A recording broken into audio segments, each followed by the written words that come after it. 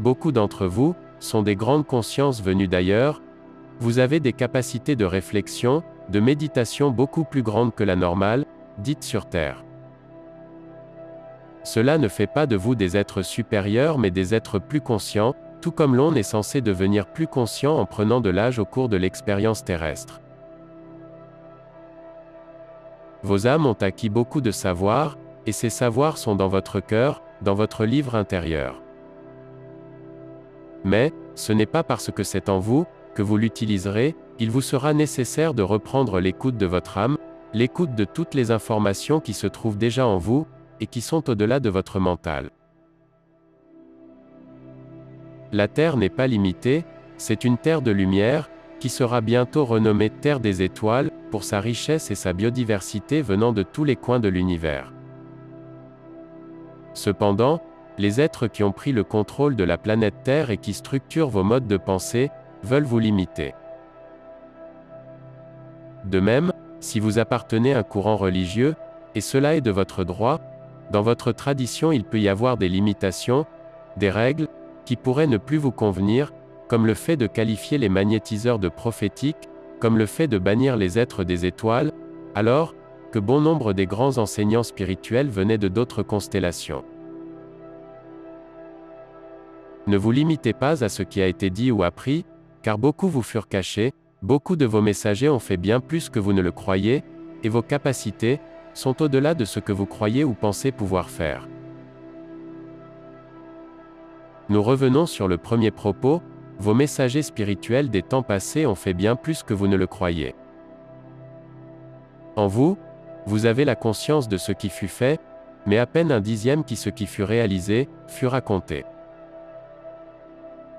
L'ombre ou les êtres au service de l'antivie, n'ont gardé que les informations qui les arrangeaient, pour mieux vous contrôler, comme en transformant vos messagers en des sauveurs, une manière de vous habituer à donner votre pouvoir à un être, dit suprême, comme un pape ou un président. Ne vous limitez pas, car ce dont vous pouvez faire, est au-delà de ce qui fait partie de la conscience collective. Méditez comme si les étoiles étaient à vos côtés. Imaginez-vous écrire des livres, si vous le ressentez, d'un genre nouveau. Les mots sont porteurs de grandes fréquences, à condition de canaliser la vraie lumière. Réinventez les modèles sociaux, les modèles économiques, vous avez en vous la sagesse et la conscience d'un nouveau monde à construire. Les écovillages commencent à construire des petits mondes, ils sont aux prémices des grands changements, mais, ils ne pourront prendre forme seuls, ils mettent en avant des idéaux, des concepts qui sauraient s'étendre au travers de l'ensemble des régions, des nations et même au-delà des frontières. Soyez étrange si vous le souhaitez, tout en gardant une part de sérieux, mais ayez ce côté étrange si vous le souhaitez vraiment. Soyez comme un extraterrestre qui débarque sur Terre, et qui remet tout en cause, qui veut construire un monde différent, innovant et respectueux de l'ensemble. Bien des étoiles sauraient vous inspirer, vous apporter des solutions nouvelles, que cela soit en inspiration, en rêve, en flash, vous pouvez être guidé à construire de nouvelles choses, et tout peut se mettre très facilement en marche, par le simple fait de suivre votre cœur, votre ressenti intérieur, votre boussole intérieure, et de bien écouter cette parole qui vous guide sous forme de mots du cœur. Ne vous limitez pas, ne soyez pas des terriens endormis, soyez des éveillés rêveurs qui retournent à la joie d'agir, et qui ont le ressenti de s'accomplir, par le simple fait, d'enfin s'écouter.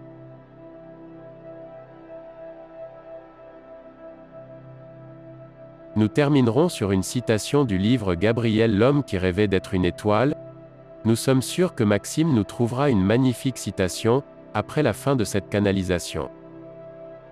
Mais surtout, retenez bien cela, ayez des limites de respect envers vous et chacun, mais ne limitez pas vos idéaux, vos projets, vos rêves, vos ambitions, car, ce que vous avez à réaliser, et qui se réalisera, est au-delà de la conscience humaine du dernier siècle.